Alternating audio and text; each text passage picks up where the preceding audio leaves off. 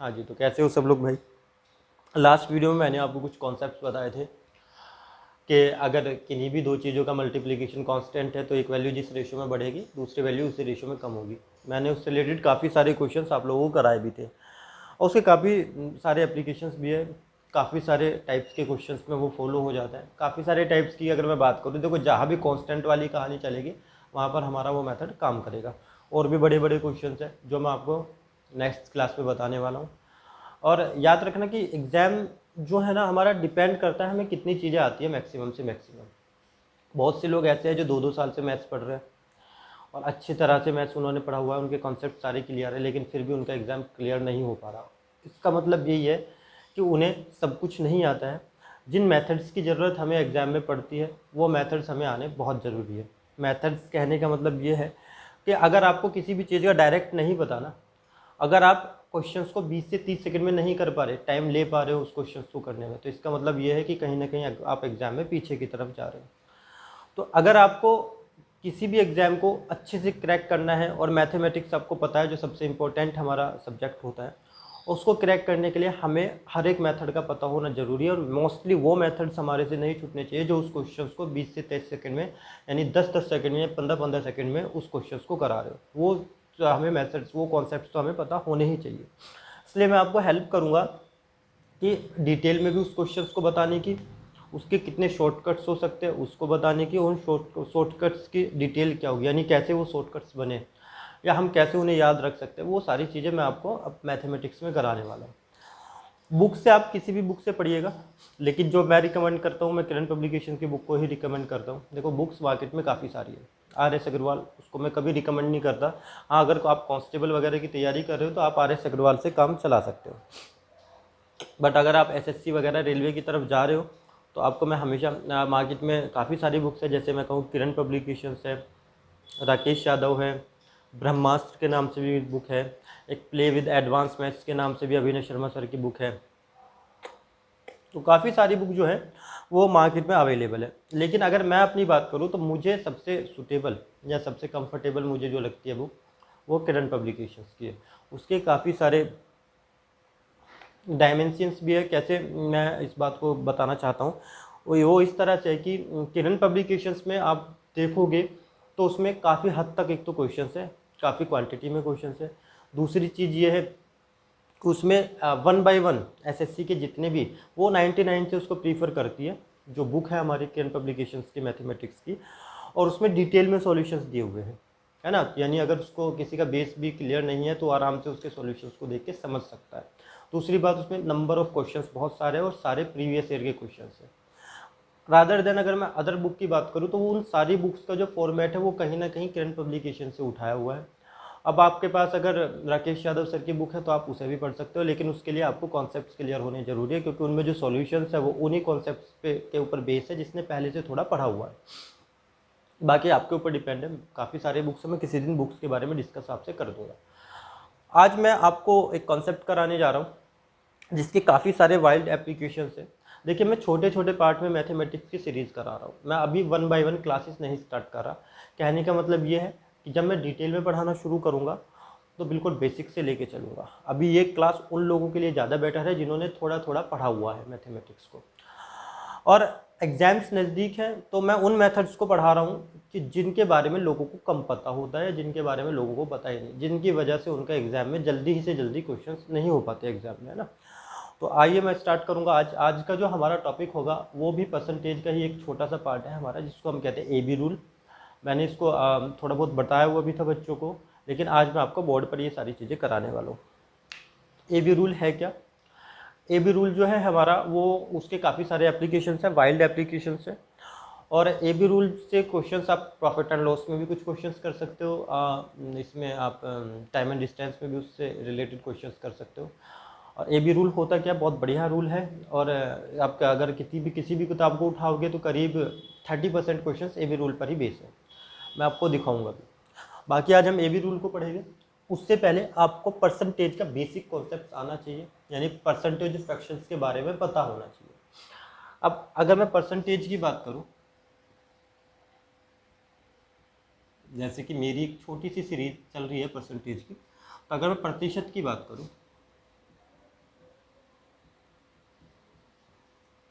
तो देखो भाई, तो प्रतिशत क्या है, बस प्रतिशत में आपको इतना समझना है, परसेंटेज का मतलब होता है पर, सेंट का मतलब होता है सेंटम, यानी 100 पर कोई चीज़ कैलकुलेट करना हमारी क्या होती है, परसेंटेज होती है।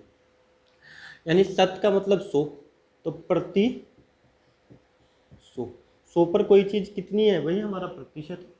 जैसे मैं कहूँ कि 10 पर किसी वैल्यू का मान 50 है, 10 पर कोई चीज़ 50 है, अब ये परसेंटेज में तो नहीं हो सकती है ना, तो मैं परसेंटेज में बताने के लिए इसको मुझे 100 में देखना पड़ेगा। तो 10 पर अगर कोई वैल्यू 50 है तो ये 100 पर कितनी होगी, अगर हमने यहाँ पर एक जीरो चिपकाई है तो यहाँ भी एक जीरो चिपका दो, यानी 100 पर ये वैल्यू कितनी होगी, 500, यानी ये कितने परसेंट बनेगा, 500% बनेगा।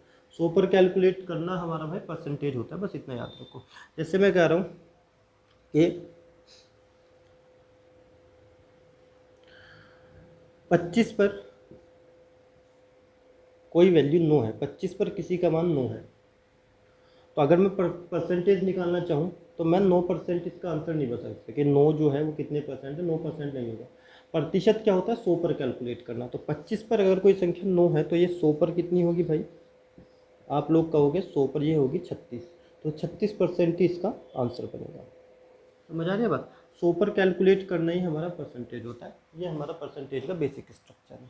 बाकी जो मैथमेटिशियंस होते हैं वो बताते भी है, उसमें आपको क्लियर कराने के लिए 1.5 से 2 घंटे की क्लास लगेगी, जो कि मैं अभी आपको नहीं कराना चाह रहा। बहुत बेसिक है, बहुत धीमा धीमा चलना पड़ेगा, जब 1 बाय 1 में परसेंटेज वगैरह ये सारी चीज़ें पढ़ाऊंगा तो आपको डिटेल में सारी चीज़ें बता दूंगा। बस अभी आप इतना याद रखो, 100 पर कैलकुलेट करना हमारा परसेंटेज होता है। अब मैं आगे की बात करूं अगर आपसे, तो देखो कुछ स्टैंडर्ड फ्रैक्शंस होती है जिनका आपको डायरेक्टली परसेंटेज में मान पता होना चाहिए। मैंने लास्ट वीडियो में जो परसेंटेज की थी मेरी वीडियो, जिसमें मैंने आपको कांस्टेंट वाले रूल कराए थे, है ना, कि ए बी का मल्टीप्लिकेशन अगर कांस्टेंट है, देखा जाए तो उसका एक पॉइंट, उसको हम ए बी रूल से ही उसको जान पाते हैं, समझ पाते हैं, उसका एक एप्लीकेशन ए बी रूल भी है हमारा, या फिर मैं कहूँ वो जो है हमारे ए बी रूल का एक एप्लीकेशन है, इसी से मोस्ट ऑफ रूल बने हैं। तो उसमें मैंने आपको बताया था, एक बार और देख लीजिए, या फिर मैं आज आपको डिटेल में बता देता हूँ थोड़ा सा, कि अगर आपको प्रतिशत को या किसी फ्रैक्शन को, भिन्न को, हिंदी में कहूँ तो भिन्न को, अगर परसेंटेज यानी प्रतिशत में बदलना है, किसी भी भिन्न को अगर आपको प्रतिशत में कन्वर्ट करना है तो उसकी भाई 100 से मल्टीप्लाई कर दोगे। यानी कोई भी अगर फ्रैक्शन है ना, अगर आप उसको 100 से मल्टीप्लाई कर दोगे ना तो वो अपने आप किस में कन्वर्ट हो जाएगा, परसेंटेज में कन्वर्ट हो जाएगा। वही मैं पिछली वाली बात, पहली बात में बता रहा था कि 100 पर किसी चीज़ को कैलकुलेट करना क्या होता है, हमारा परसेंटेज होता है हमारा। अगर मैं वापस आऊँ कि कोई परसेंटेज है, हिंदी में कहूँ तो प्रतिशत, अगर इसको फ्रैक्शन में कन्वर्ट करना है, भिन्न में कन्वर्ट करना है, तो आपको इसकी मल्टीप्लाई करनी पड़ेगी 1/100 से, या फिर मैं कहूँ 100 से डिवाइड कर दो। यानी अगर परसेंटेज है उसको फ्रैक्शन में कन्वर्ट करना है तो 1 से उसकी मल्टीप्लाई करो, और अगर फ्रैक्शन है परसेंटेज में कन्वर्ट करना है तो 100 से मल्टीप्लाई करो।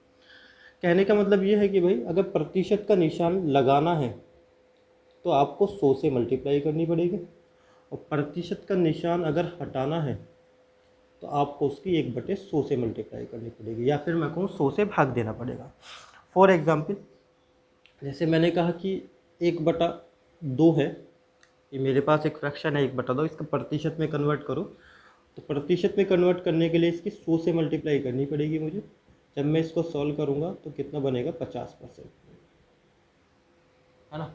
क्या काम किया मैंने, मुझे प्रतिशत का निशान लगाना था, मैंने बताया था प्रतिशत का निशान अगर लगाना है तो 100 से मल्टीप्लाई करनी पड़ेगी। और अगर मैं कहूँ कि एक वैल्यू है 25%, इसको फ्रैक्शन में कन्वर्ट करो, तो फ्रैक्शन में कन्वर्ट करने के लिए मैंने कहा था इसकी 1/100 से आप मल्टीप्लाई करोगे, 25 चौका 100, कितना बनेगा 1/4।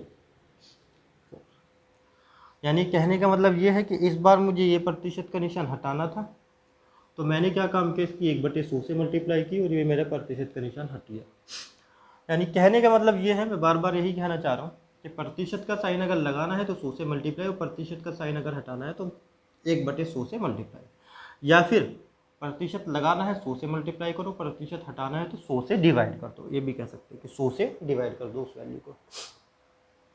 अब कुछ स्टैंडर्ड फ्रैक्शन है, उनका मान आपको याद होना चाहिए। मैं आपको थोड़ा सा आज डिटेल में याद करा देता हूँ। जैसे मैं कह रहा हूँ फ्रैक्शन है 1/2, इसको प्रतिशत में कन्वर्ट करूँ तो आप कहोगे 1/2, परसेंटेज बनाना है तो 100 से मल्टीप्लाई। अगर मैं इसको सॉल्व करूँगा तो कितना बनेगा 50%। फिर मैंने कहा 1/3 प्रतिशत में कन्वर्ट करो तो 1/3 गुणा 100। जब 100 को 3 से डिवाइड करोगे तो फाइनली हमारा परसेंटेज में इसकी वैल्यू बनेगी 33 से ही 1/3%। इसी तरह से मैं कह रहा हूँ 1/4, तो इसका मतलब है 1/4 गुणा 100, यानी कितना बनेगा 25%। सेम 1/5 ये बनेगा 20%। सेम 1/6 ये बनेगा 16 से ही 2/3%। 1/7 इसका मान होता है 14 से ही 2/7%। सबकी मल्टीप्लाई 100 करता जा रहा हूँ, उनका जो परसेंटेज में मान है वो हमारे सामने आता जा रहा है सॉल्व करके। 1/8 12.5%। 1/9 11 से ही 1/9%। 1/10 10%। 1/11 9 से ही 1/11%। 1/12 8 से ही 1/3%।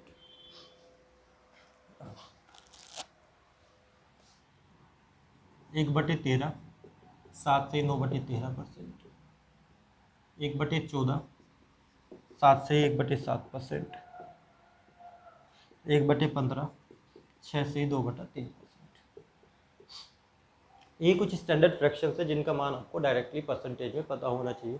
इनमें हम मल्टीप्लाई 100 करके या इन परसेंटेज को डिवाइड बाई 100 करके हम अगर फ्रैक्शन में कन्वर्ट करें तो वो टाइम टेकिंग होगा।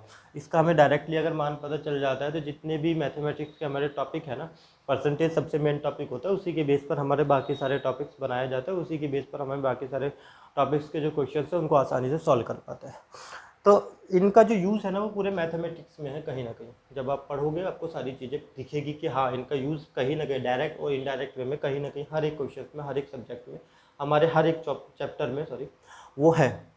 और आपको ये डायरेक्टली फ्रैक्शंस ना याद होने चाहिए हमेशा कि 1/2 के मान कितना है 50%। अगर मैं कहूँ कि 12.5% की वैल्यू फ्रैक्शन में बताओ तो पता होना चाहिए 1/8। याद करना इतना बड़ा काम नहीं है। जैसे आपको पता है 1/2 50% हो गया, इसका आधा करोगे 1/4 25, इसका आधा करोगे 1/8 12.5, क्योंकि 25 का आधा 12.5 है ना। 1/3 33 से 1/3, इसका आधा करोगे 1/6 16 से 2/3। अब 1/6 का आधा होता है 1/12 8 से 1/3। मैं 1/12 का आधा करूँ तो कितना बनेगा 1/24। 8 का आधा करूँगा तो 4, 1/3 का आधा करूँगा 1/6। तो देख पा रहे हो कुछ ज़्यादा मुश्किल नहीं है, 1-2 फ्रैक्शन याद कर लो, बाकी सबको आप अपने आप याद रख लोगे। 1/5 की वैल्यू 20, तो 1/10 की वैल्यू कितनी होगी 10, क्योंकि 1/10 1/5 का क्या है आधा है। तो इनके मान आपको डायरेक्टली पता होना चाहिए। इनके काफ़ी सारे तरीके और भी है सॉल्व करने के, लेकिन आपको बेसिकली यही बात पता है तो आप काम चला दोगे। जैसे 1/3 है, अगर मैं इसका ये कहता हूँ कि डबल कर दो तो 1/3 का दुगना 2/3 होगा। अब मुझे 33 से 1/3 का दुगना क्या होता है 66 से ही 2/3%, क्योंकि 33 का डबल 66 और 1/3 का डबल कितना होता है 2/3। तो इसलिए मुझे 2/3 का मान भी आसानी से पता चल गया कि 66 से 2/3% होता है। तो इनको अपने दिमाग में रट लेना भाई, आसानी होगी क्वेश्चंस को करने में और मज़ा भी आएगा क्वेश्चंस को करने में डायरेक्टली जब आप सॉल्व करोगे तो। अब इसके आगे बढ़ते हैं हम लोग। देखो मैं डायरेक्टली आपको एक रूल सिखा रहा हूँ, इसका नाम है AB रूल। इम्पॉर्टेंट है, काफ़ी सारे एग्जाम्स में इससे काफ़ी सारे क्वेश्चंस पूछे जाते हैं। ये base change, mostly base change के ऊपर ये मेन है। यानी जब भी किसी का बेस चेंज करना हो तो हमारा AB रूल अच्छे से काम करता है। अब है क्या हमारा AB रूल वो जान लेते हैं अभी।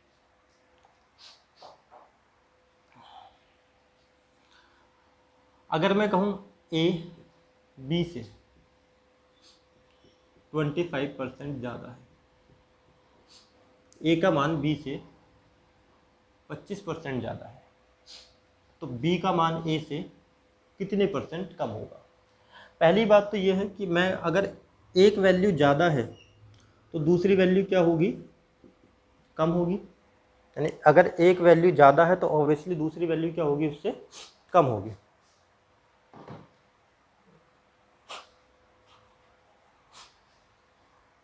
अगर एक वैल्यू बड़ी है तो दूसरी क्या होगी, हमारी छोटी होगी। यानी अगर ए का मान बी से ज़्यादा है तो बी का मान ए से क्या होगा, कम होगा। तो हमें इस क्वेश्चन को कैसे सॉल्व करना है, देखो ट्रेडिशनल मेथड क्या है हमारा, हम पहले इस क्वेश्चन को कैसे कर रहे होंगे कि अगर ए और बी की बात करूं तो ए बी से 25% ज़्यादा है। अगर बी को मैं 100 मान लेता हूं तो ए की वैल्यू कितनी बनेगी, 25% ज़्यादा, यानी इसका मतलब ए की वैल्यू 25 125 होगी, है ना। अगर मैं बी को 100 मान के चलूँ तो ए कितना होगा, 125 होगा। अब मुझे बताना है बी ए से कितने % कम है। देखो बी ए से कितना कम है भाई, 25 कम है, लेकिन मुझे किस में बताना है, प्रतिशत में बताना है। तो बी की वैल्यू ए से 25 कम है, कितने से, 125 से, और परसेंटेज में बताने के लिए मल्टीप्लाई 100, किसी भी चीज़ को परसेंट में निकालने के लिए 100 से मल्टीप्लाई करते हैं। तो 25 पंजे 125, 1/5 का मान कितना होता है, 20%। इसका मतलब ये है कि बी का मान जो है वो ए से कितना कम होगा, 20% कम होगा। ये हमारा ट्रेडिशनल मेथड था, लेकिन हम इस मेथड से इस क्वेश्चन को सॉल्व नहीं करेंगे क्योंकि बेस चेंज का क्वेश्चन है, और बेस चेंज के क्वेश्चन में हमारा सबसे बढ़िया मेथड होता है एबीसी। कैसे करेंगे, देखो ए जो है बी से 25% ज़्यादा है। आपको क्या काम करना है, ये जो परसेंटेज है इसको फ्रैक्शन में कन्वर्ट कर लेना है। 25% ज़्यादा है, या फिर मैं कहूँ कितना ज़्यादा है, 1/4, यानी ए का मान बी से कितना ज़्यादा है, 1/4 ज़्यादा है। अब ये कह रहा है बी ए से कितने % कम होगा। देखो अगर यहाँ पर प्लस की वैल्यू है, अगर यहाँ पर साइन प्लस में है तो आपको सबसे पहले यहाँ साइन लगाना पड़ेगा माइनस में। अगर यहाँ जमा है तो यहाँ घटा लगाना पड़ेगा, यहाँ प्लस है तो यहाँ माइनस, माइनस है तो यहाँ प्लस। बी के बारे में बता रहा हूँ, तो अगर ए ज़्यादा है तो ओबियसली बी कम होगा, और कम को क्या डिनोट करता है, हमारा साइन डिनोट करता है। तो अगर यहाँ पॉजिटिव वैल्यू है तो यहाँ पर क्या आएगी, नेगेटिव वैल्यू। अगर यहाँ साइन प्लस है तो आपको अपोजिट लिखना है, माइनस। अब ऊपर वाले को हम क्या कहते हैं, न्यूमरेटर, और नीचे वाले को हम क्या कहते हैं, डिनोमिनेटर। ऊपर वाला अंश ऊपर वाला अंश और नीचे वाला हर। तो आपको ऊपर वाली वैल्यू जैसी भी है उसको एज इट इज़ रखना। ऊपर कुछ भी हो, ऊपर वाले नंबर के साथ छेड़छाड़ नहीं करनी है। ऊपर वाला जो भी नंबर हो, अंश में जो भी वैल्यू रखी होगी वही रखनी है ना। इसको चेंज नहीं करना है, इसके साथ कुछ नहीं करना। अगर ऊपर 1 है तो 1 ही रखेंगे। अब अगर देखो यहाँ प्लस का साइन है तो हमें क्या काम करना है, या फिर ऐसे समझ के चलो इसको, ऊपर वाला भगवान और नीचे वाले हम लोग इंसान, ऐसे तो समझ सकते हैं। ऊपर वाला भगवान, नीचे वाला इंसान।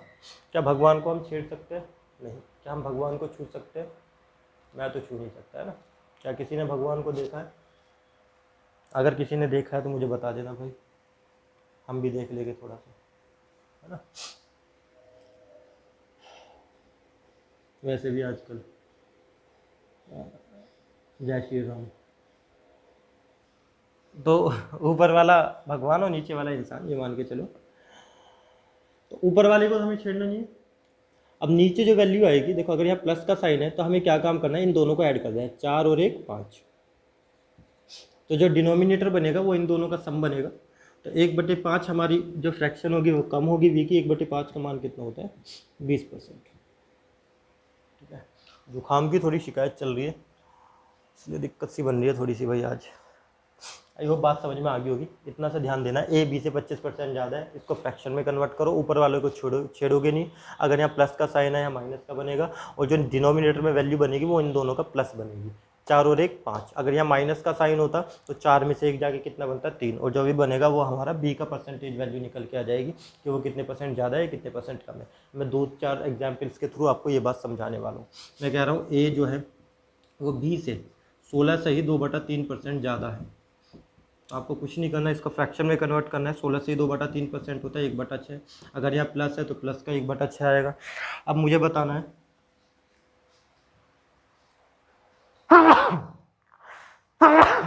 सॉरी भाई, टेस्ट कराया था नेगेटिव आया है, ठीक है। ये टेंशन मत लेना कि भाई क्या दिक्कत परेशानी होगी। कोरोना टेस्ट कराया था, नेगेटिव आया है। अच्छा खाता हूँ, ये मौसम थोड़ा चेंज हो रहा है तो उसकी वजह से थोड़ा अप डाउन चल रहा है। 16 से ही 2/3% का मतलब होता है 1/6। अगर यहाँ प्लस में वैल्यू है तो इसको यहाँ पर लिखना पड़ेगा साइन को माइनस में। ऑब्वियसली अगर ए बी से ज़्यादा है तो बी ए से क्या होगा, कम होगा।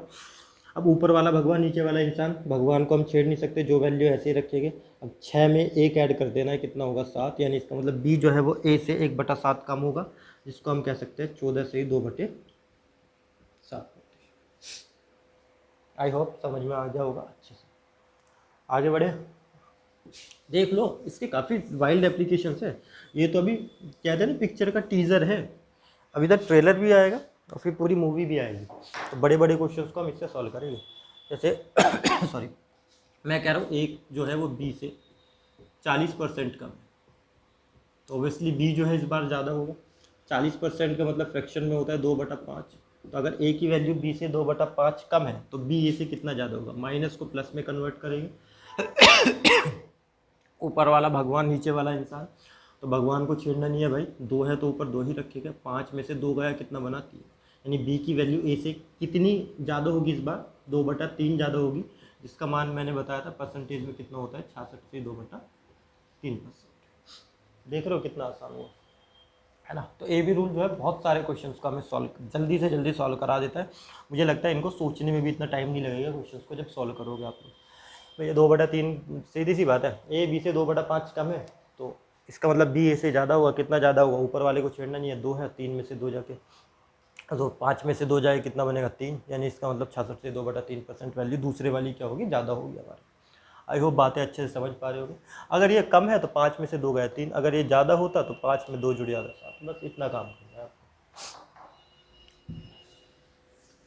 तो मुझे नहीं लगता कि शायद किसी को नहीं समझ में आया होगा। अगर अभी भी किसी को नहीं समझ में आया तो आप कमेंट बॉक्स में बता देना, मैं इसको डिटेल में बता दूंगा और भी कि ये फ्रैक्शंस 2/5 40% कैसे होता है। इसको मैं पूरी एक आपको करीब एक बड़ी सी वीडियो अच्छी कॉलेज में मैं सभी फ्रैक्शंस को लिखवा दूंगा।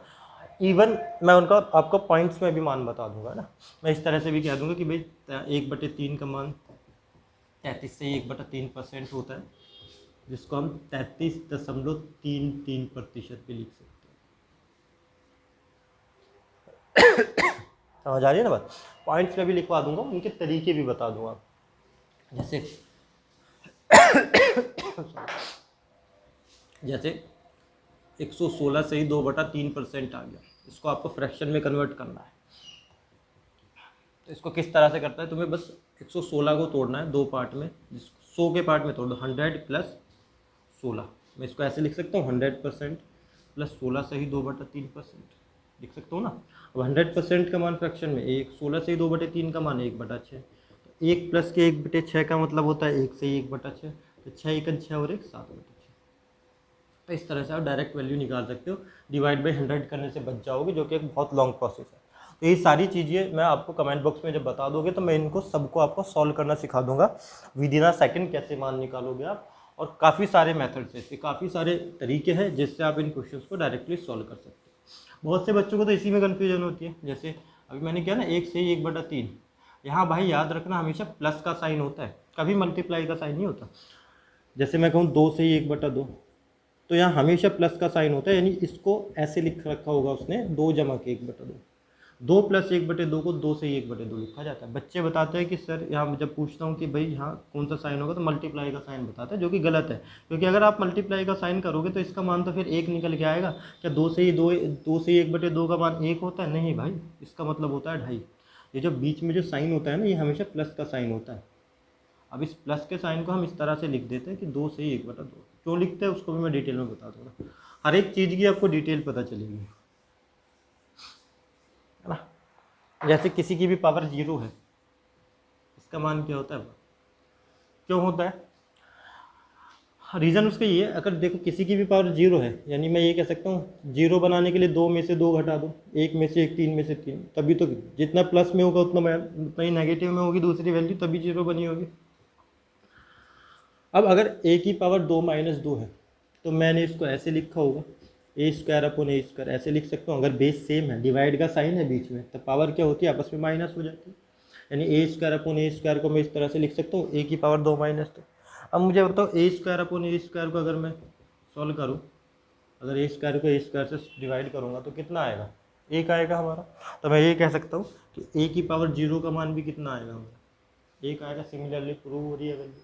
तो इसलिए अगर किसी की भी पावर 0 होती है तो उसका मान क्या होता है, हमेशा 1 होता है। तो ये काफ़ी छोटी छोटी चीज़ें हैं जो आपके क्वेश्चंस को एग्जाम में, जो आपके क्वेश्चंस को सॉल्व कराने में आपकी हेल्प करते हैं, जो बड़े बड़े क्वेश्चन जब आ जाते हैं। कॉन्सेप्ट जो क्लियर है आपका, उस पर ये सारी चीज़ें बेस। अगर कॉन्सेप्ट क्लियर है तो क्वेश्चंस कर लोगे, नहीं क्लियर है तो भाई दिक्कत नहीं होगी। अब ये भी रूल कि अगर आप कुछ क्वेश्चंस करना चाहो तो मैं कह रहा हूँ अगर एक वैल्यू 1/4 ज़्यादा है तो दूसरी वैल्यू कितनी कम होगी, कम होगी कितनी, 1/5। मैंने कहा अगर एक वैल्यू 2/3 कम है तो दूसरी वैल्यू, ऊपर वाले को छेड़ नहीं सकते ओबियसली, अगर एक कम है तो दूसरी ज़्यादा होगी।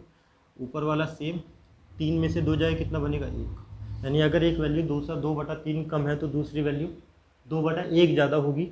1 को नीचे लिखते भी नहीं है हम, यानी इसका मतलब दूसरी वैल्यू 2 ज़्यादा होगी। 2 का मतलब 200%। अगर इस तरह से क्वेश्चन बनेगा, अगर ए बी से 66 से 2/3% कम है तो बी ए से कितना ज़्यादा होगा, 200% ज़्यादा होगा। इसी तरह से अगर मैं कहूँ कि अगर एक वैल्यू दूसरे से, कुछ भी ले लो, 3/8 ज़्यादा है, यानी 37.5% ज़्यादा है, तो दूसरी वैल्यू यानी जो बी है वो ए से कितना कम होगा या कितने परसेंट कम होगा। या फिर मैं कहूँ कि अगर किसी संख्या को 3/8 यानी 37.5% बढ़ाया जाए तो दूसरी संख्या को कितने परसेंट कम करना पड़ेगा, वह दूसरी संख्या उससे कितने परसेंट कम होगी। तो 3/8 अगर एक वैल्यू ज़्यादा है तो दूसरी वैल्यू, ऊपर वाले को छेड़ना नहीं है, प्लस का हो जाएगा माइनस, 3 को 3 ही रखना है, और 8 और 3 कितना बनेगा, 11। तो दूसरी वैल्यू 3/11 कम होगी। इस तरह से हम ए बी रूल के थ्रू काफ़ी सारे क्वेश्चंस को with in a second, with in a micro seconds में कर लोगे, है ना। आई होप सभी को समझ में आ गया होगा। मैं इसकी 1-2 एप्लीकेशंस आपको बता देता हूँ और किन किन क्वेश्चंस में हम किस तरह के क्वेश्चंस में ये सारी चीज़ें सॉल्व कर सकते हैं।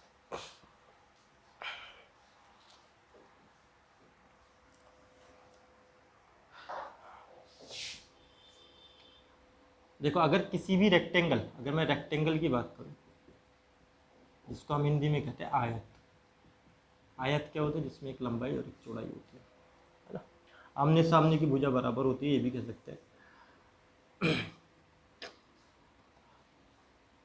ये हमारा रेक्टेंगल है। तो अगर मैं रेक्टेंगल की बात करूँ, देखो आयत का क्षेत्रफल क्या होता है, लंबाई गुणा के चौड़ाई, ये इसका एरिया होता है, लंबाई और ये है ना। अगर एरिया फिक्स है, एरिया जो है वो फिक्स है, कांस्टेंट है, अगर मुझे क्षेत्रफल फिक्स रखना है और मैंने क्या काम किया, मैंने लंबाई बढ़ा दी, यानी मैंने अगर लंबाई बढ़ा दी तो मैं कितनी चौड़ाई कम करूं ताकि जो हमारा एरिया बने वो सेम ही रहे, जितना पहले था उतना ही रहे। और इसको अभी समझोगे जब मैं क्वेश्चंस कराऊंगा। जैसे मैंने कहा कि L इंटू बी क्या होता है, हमारा एरिया होता है। मैंने कहा मैंने किसी आयत की जो लंबाई है मैंने 20%, या किसी आयत की जो लंबाई है मैंने 30% से बढ़ा दी। अब मैं चौड़ाई कितनी कम करूं ताकि जो एरिया है वो फिक्स रहे, यानी कांस्टेंट रहे, एरिया में कोई परिवर्तन ना हो। तो इस तरह के क्वेश्चन है कि लंबाई इतने परसेंट बढ़ गई तो चौड़ाई में कितने परसेंट की वृद्धि करे ताकि उसके क्षेत्रफल में कोई परिवर्तन ना हो। तो देखो, अगर लंबाई 30% बढ़ रही है, 30% का मतलब है 3/10, तो आपको चौड़ाई कितनी कम करनी पड़ेगी। तो इसमें भी हमारा सीधा सीधा ए बी रूल काम करेगा। यानी अगर दो चीज़ों का मल्टीप्लिकेशन कांस्टेंट है, तो अगर एक वैल्यू को बढ़ाया जा रहा है, एक वैल्यू को इतने परसेंट बढ़ाया जा रहा है, तो दूसरी वैल्यू को भी हम ए बी रूल से उतने परसेंट कम कर सकते हैं, जो कि हमारा आंसर बनेगा। दूसरी वैल्यू कितने परसेंट कम होगी तुम देख लो। ऊपर वाले को हम चेंज नहीं कर सकते, अगर यहाँ प्लस है तो ऑब्वियसली दूसरी वैल्यू को माइनस करना पड़ेगा। ऊपर क्या है 3, तो 3 ही रखोगे, और 10 में 3 ऐड करोगे तो 13, यानी दूसरी वैल्यू तुम्हें 3/13 कम करनी पड़ेगी, तो तुम्हारे एरिया में कोई इफेक्ट नहीं बनेगा। आई होप बात समझ पा रहे हो। देख लो भाई, 3/13 कम करनी पड़ेगी। अगर मैं 10 में 3 ऐड करूँगा तो अब वैल्यू जो है 13/10 बनेगी, मतलब 13/10 हो जाएगी लंबाई।